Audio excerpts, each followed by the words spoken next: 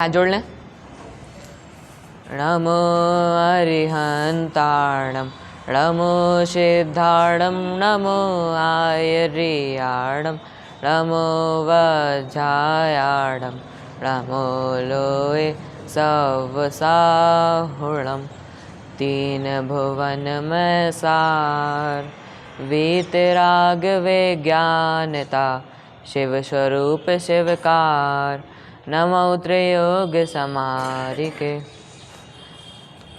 तो आज हम जानेंगे 12 भावनाओं के बारे में, जिसका वर्णन पंडित जयचंद जी छावड़ा ने वीतराग विज्ञान में किया है।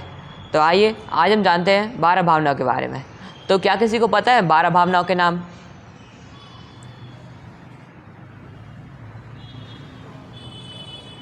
तो चलिए मैं बताता हूँ। पहली अनित्य भावना, दूसरी आश्रय भावना, तीसरी एकत्व भावना, संसार भावना, चौथी एकत्व भावना, पांचवी अन्यत्व भावना, छठवीं अशुचि भावना, सातवीं आश्रय भावना, आठवीं संबर भावना, नौवीं निर्जरा भावना, 10वीं लोक भावना, 11वीं बोधि दुर्लभ भावना और 12वीं धर्म भावना।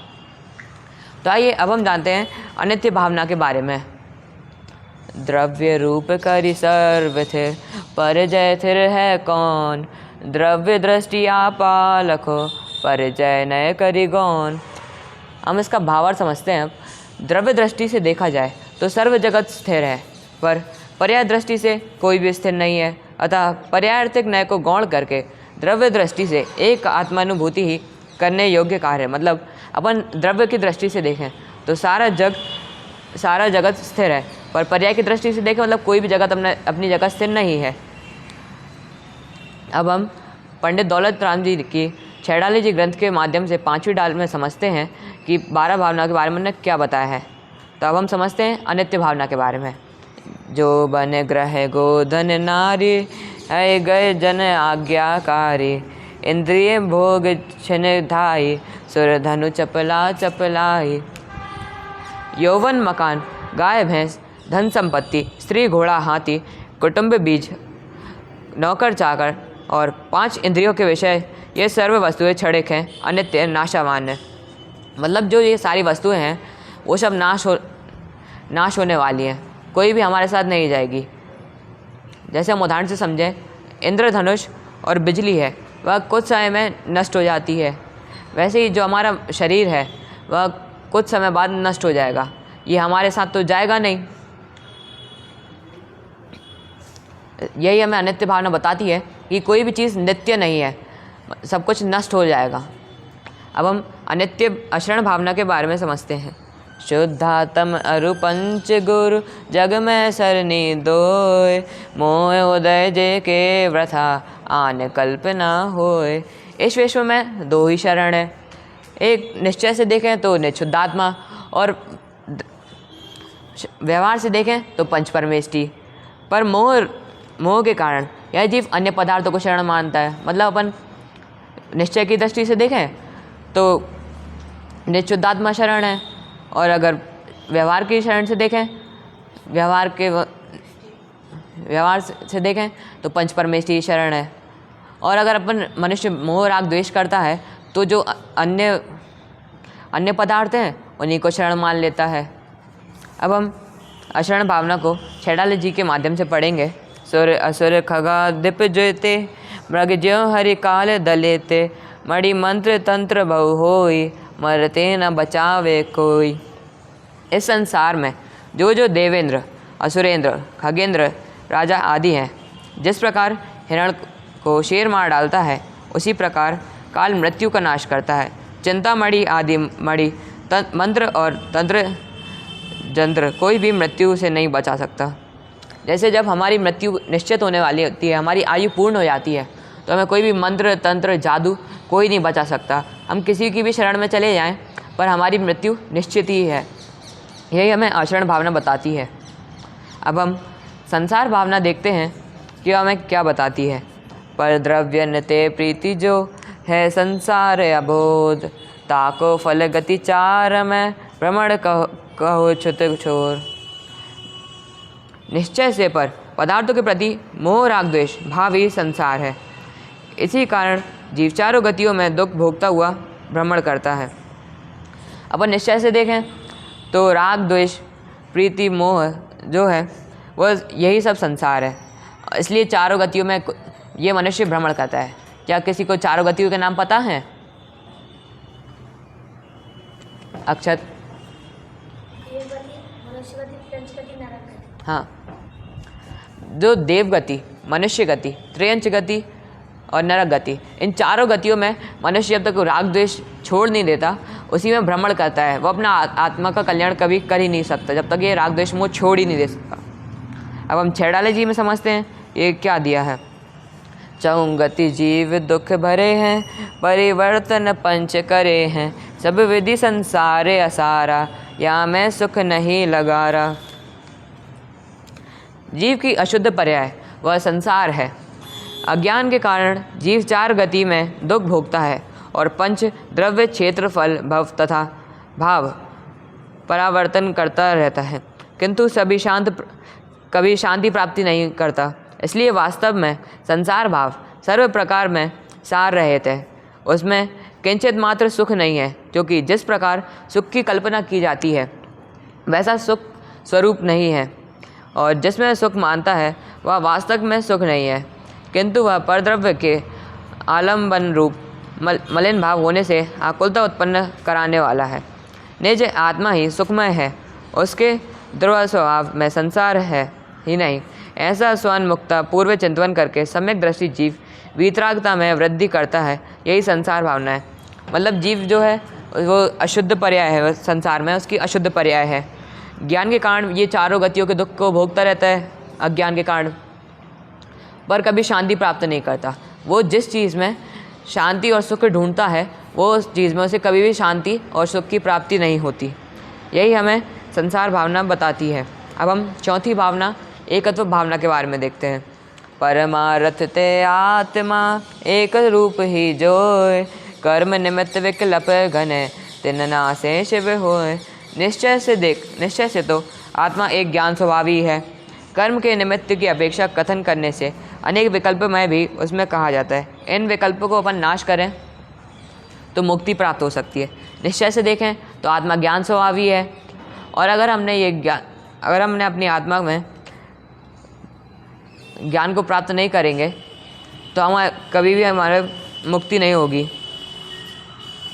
हम इस चारों गति के में ही भ्रमण करते रह जाएंगे, और जब हम इनको नाश कर देंगे चारों गतियों से राग द्वेष मोह, तो हमें मुक्ति प्राप्त हो जाएगी।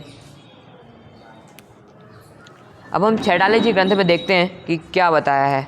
शुभ अशुभ कर्म फल जेते, भोगे जे एक ही तेते, सुत दारा होए न सीरी, सब स्वास्थ्य के हैं भीरी।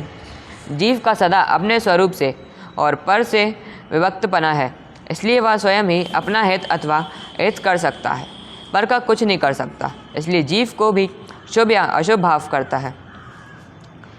उनका फल वह स्वयं अकेला ही भोगता है, उसमें अन्य कोई स्त्री पुत्र मात्रादि सहायक नहीं होते, क्योंकि वे सब पर पदार्थ हैं और वे सब पदार्थ जीव को ज्ञेय मात्र हैं, इसलिए वे वास्तव में जीव के सगे संबंधी हैं ही नहीं।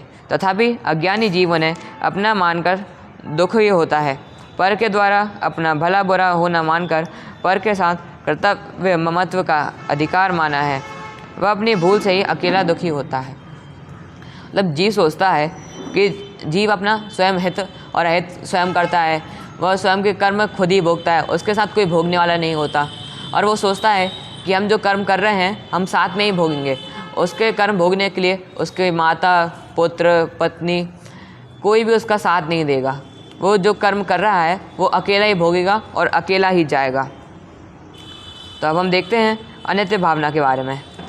अपने अपने सत्व को सर्व वस्तु विलसाए, ऐसे चित्त में जीव तब परते ममत न थाए। प्रत्येक पदार्थ अपनी अपनी जगह अपनी अपनी सत्ता में ही विकास कर रहा है, कोई किसी का करता हरता नहीं है। सब जीव ऐसा चिंतन करता है तो फिर पर से ममत्व नहीं होता। प्रत्येक पदार्थ है वो अपनी अपनी सत्ता में विकास कर रहा होता है, कोई किसी का करता हरता नहीं है।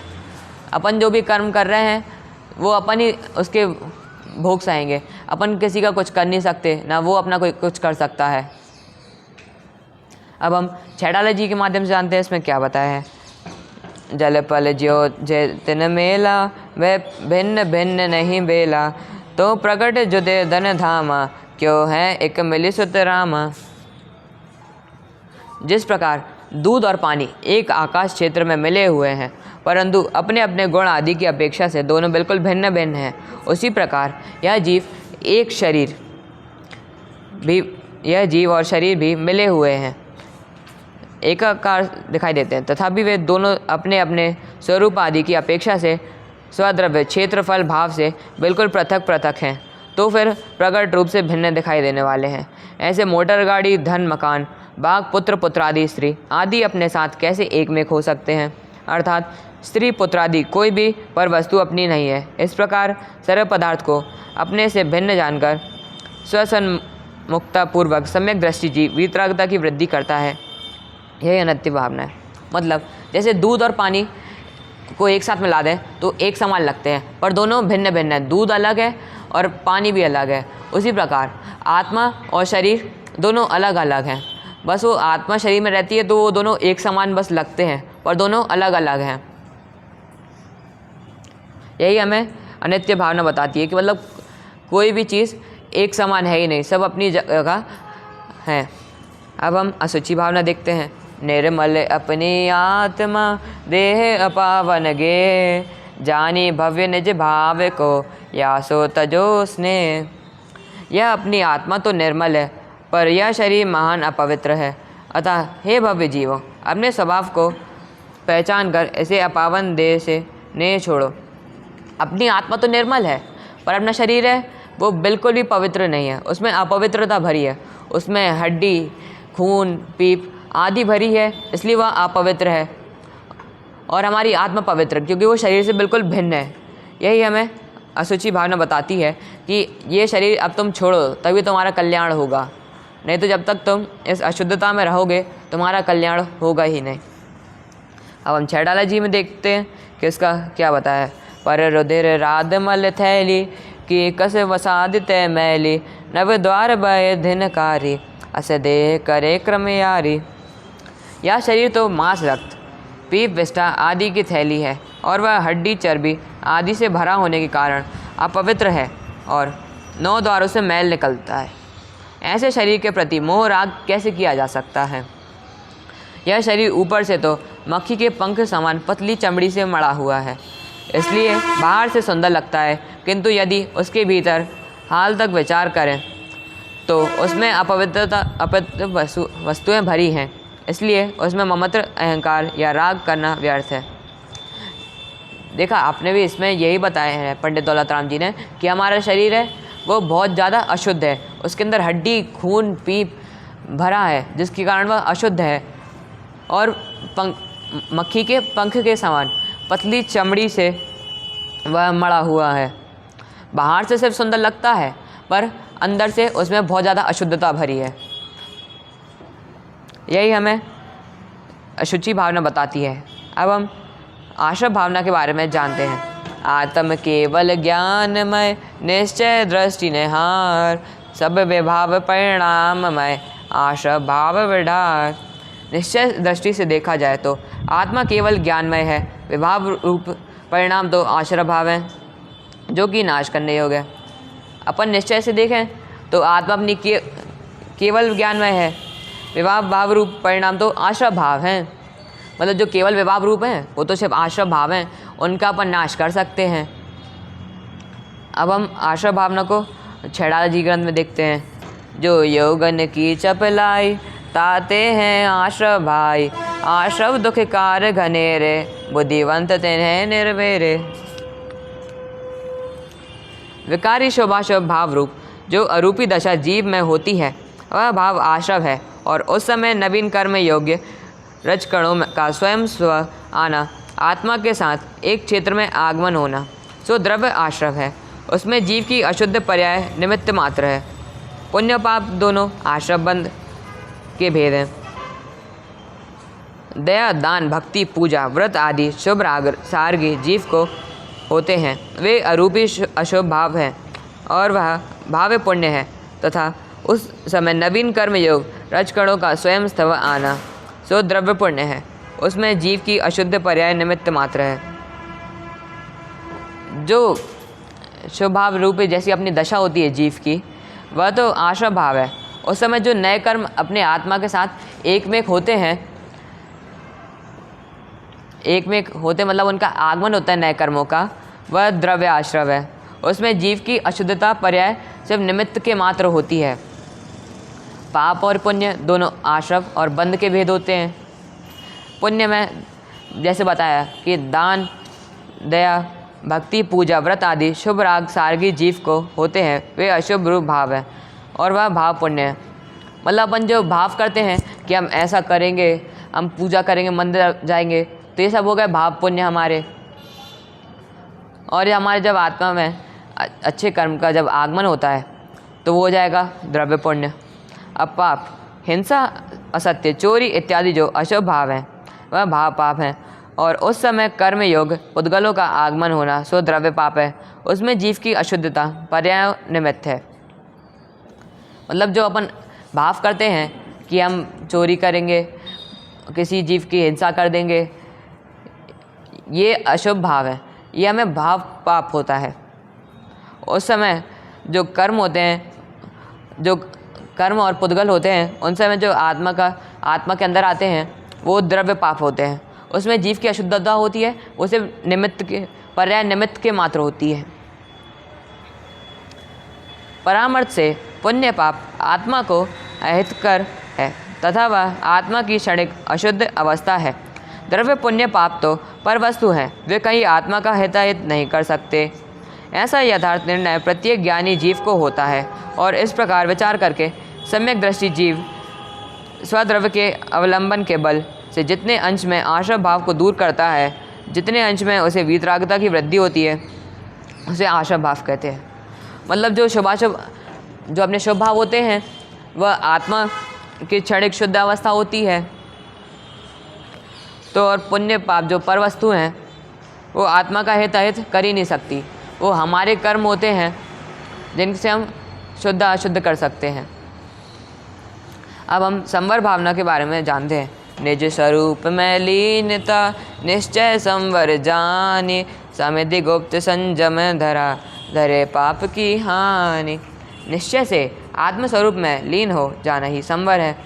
उसका कथन समिति, गुप्ती और संयम रूप से किया जाता है, जिसे धारण करने से पापों का नाश होता है। निश्चय से आत्मस्वरूप में लीन हो जाना ही संवर है। मतलब अपन जो आत्मा में लीन हो जाते हैं वही संवर है। उसका कथन समिति, गुप्त और संयम रूप से किया जाता है। अगर हम इन सब को धारण करें तो हम पाप को नाश कर सकते हैं और मुक्ति को प्राप्त कर सकते हैं। अब हम संवर भावना के बारे में छेड़ाला जी में जानते हैं।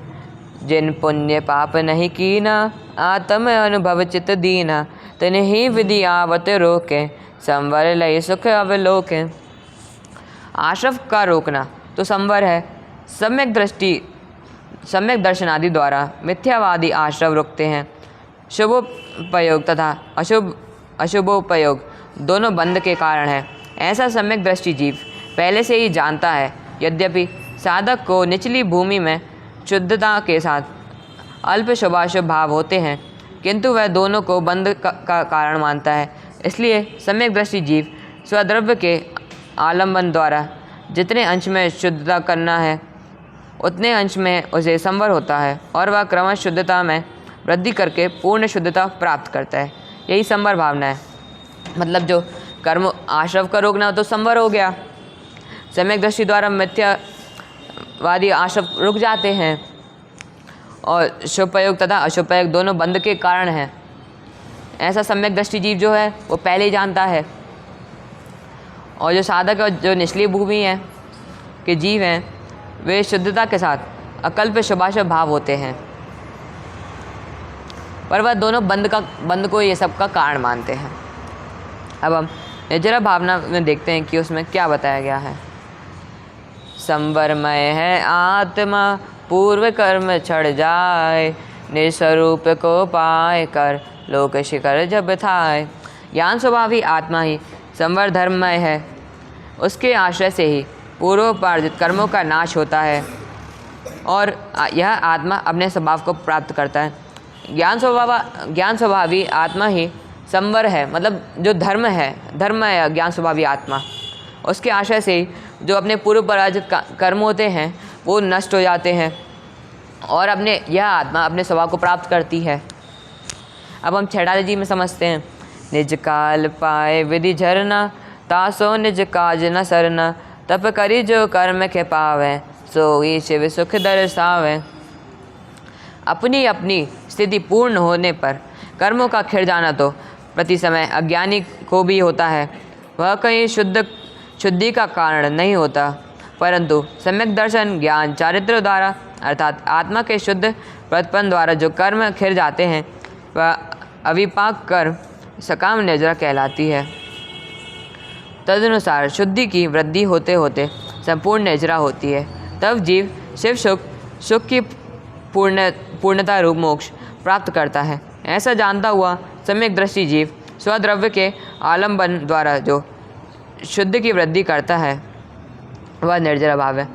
मतलब अपनी अपनी जगह जो अपनी स्थिति रहती है उसमें जब अपने कर्म पूर्ण हो जाते हैं तो वह खिड़ जाना शुरू कर देते हैं। प्रति समय अज्ञानी जो होता है उसे भी यह पता होता है कि हमारे कर्म पूर्ण हो चुके हैं। वह कहीं शुद्धि का कारण होता है, मतलब जो उसके अशुद्ध कर्म है वो खिड़ जाते हैं, मतलब सब कुछ बिखर जाते हैं, और जो शुद्ध कर्म है वह आत्मा में आ जाते हैं।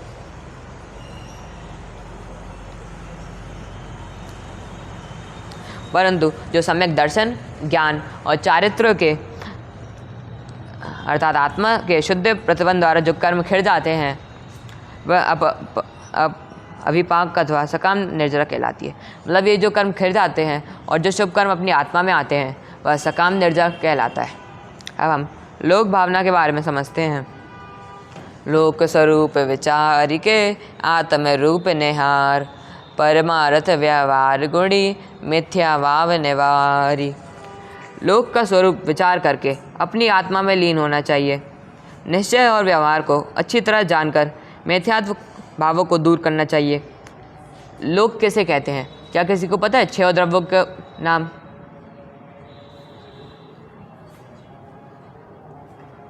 अदब,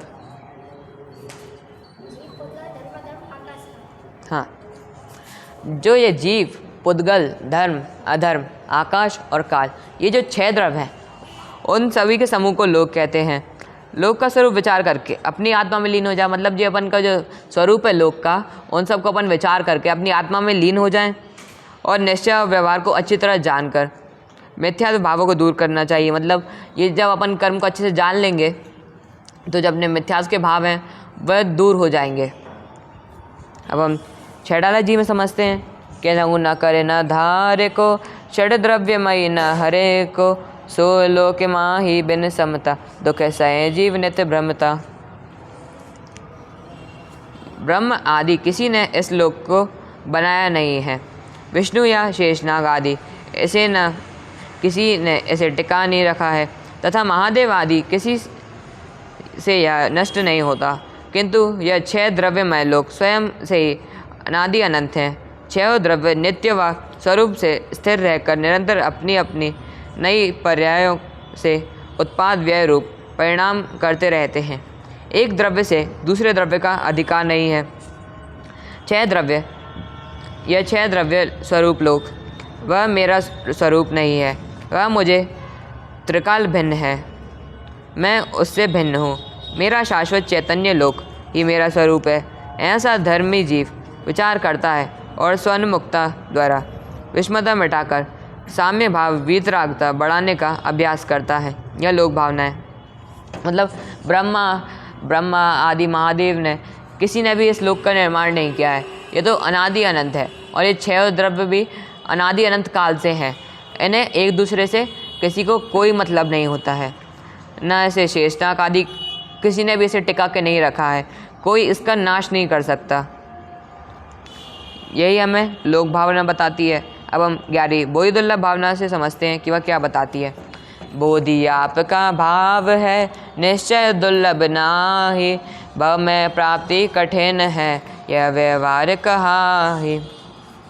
ज्ञान आत्मा का स्वभाव है अतः वह निश्चय से दुर्लभ नहीं है। संसार में आत्मज्ञान को दुर्लभ तो व्यवहार से कहा जाता है। ज्ञान आत्मा का स्वभाव है, वह तो निश्चय से ही दुर्लभ नहीं होता है। संसार में आत्मज्ञान तो दुर्लभ तो व्यवहार से कहा गया, मतलब जो अपने संसार है उसमें व्यवहार को दुर्लभ से कहा गया है। अब हम छैड़ाला जी में समझते हैं। अंत में ग्रीव कलो की हद पायो अनंत विरिया पद पर सम्यक ज्ञान न लधो दुर्लभ निज में मुनि साधो। मिथ्या दृष्टि जीव मंद कषाय के कारण अनेक बार ग्रैवयक तक उत्पन्न होकर अमेंद्र पद को प्राप्त हुआ है, परंतु उसने एक बार भी सम्यक ज्ञान प्राप्त नहीं किया, क्योंकि सम्यक ज्ञान प्राप्त करना वह अपूर्व है। उसे तो स्वानुमुक्ता के अनंत पुरुषार्थों द्वारा ही प्राप्त किया जा सकता है, और ऐसा होने पर विपरीत अभिप्राय आदि दोषों का अभाव होता है। जो मिथ्या दृष्टि जीव मंद कषाय के कारण अनेक बार ग्रैवयक तक उत्पन्न होकर अहमेंद्र पद को प्राप्त हुआ, मतलब जो बार बार उत्पन्न हुआ है ये जीव, वह अहमेंद्र पद को प्राप्त हुआ है, पर उसने एक बार भी सम्यक दर्शन प्राप्त नहीं किया, क्योंकि वो जो अपने मोह राग द्वेष भाव है उनसे अभी तक उभरा नहीं है। जब वो इन सबको छोड़ेगा तभी वह सम्यक दर्शन को प्राप्त करेगा, और तभी वह सम्यक ज्ञान को प्राप्त कर पाएगा जब सम्यक दर्शन करेगा। और यही हमें बोधि दुर्लभ भावना बताती है कि जब तक जीव सम्यक दर्शन प्राप्त नहीं कर सकता तब तक वह सम्यक ज्ञान प्राप्त नहीं कर पाएगा। अब हम धर्म भावना के समझते हैं कि वह हमें क्या बताती है। दर्श ज्ञानमय चेतना आत्म धर्म बखाने दया क्षमा दिक रत्नात्रय या में गर्भित जानी। आत्मा का स्वभाव ज्ञान दर्शनमय है। दया क्षमादि आदि 10 धर्म और रत्नात्रय सब इसमें ही गर्भित हो जाते हैं। जो अपना आत्मा का स्वभाव है वह ज्ञान और दर्शनमय है। दया क्षमादि आदि 10 धर्म सब इसके जो रत्नात्रय हैं ये सब इसी के अंदर गर्भित होते हैं। अब हम छैड़ाला जी में समझते हैं धर्म भावना के बारे में। जो भाव मोहते न्यार द्रग ज्ञान व्रताधिक सारे सो धर्म जिबे जिये धारे तब ही सुखे अचल निहारे। मोह अर्थात मिथ्या दर्शन अर्थात अतत्व श्रद्धान, उससे रहित निश्चय सम्यक दर्शन, सम्यक ज्ञान और सम्यक चारित्र ही सार रूप धर्म है। व्यवहार रत्नात्रय वह धर्म नहीं है। ऐसा बतलाने के लिए यह गाथा में सारे शब्द का प्रयोग किया है। मतलब ये जो सारे शब्द का प्रयोग किया है वह यही बता रहा है कि जो निश्चय मिथ्या दर्शन, निश्चय सम्यक दर्शन, सम्यक ज्ञान और सम्यक चारित्र की सार रूप धर्म है, वह सब रत्नात्रय में धर्म में नहीं है। जब जीव निश्चय रत्नत्रय स्वरूप धर्म को स्वाश्रय द्वारा प्रकट करता है तभी वह स्थिर अक्षय सुख पद को प्राप्त करता है, मतलब मोक्ष पद को प्राप्त कर जाता है। इस प्रकार चिंतन करके सम्यक दृष्टि जीव स्वानुमुक्ता द्वारा सूचि की वृद्धि बारंबार करता है, वह धर्म भावना है। मतलब जो सम्यक दृष्टि जीव है वो स्वानुमुक्त द्वारा सूचि की वृद्धि को बारंबार करता है, और यही हमें धर्म भावना बताती है। और अब हम भी यह अपनी आत्मा का कल्याण करें। इसी मंगल भावना से मैं अपनी वाणी को विराम देता हूँ।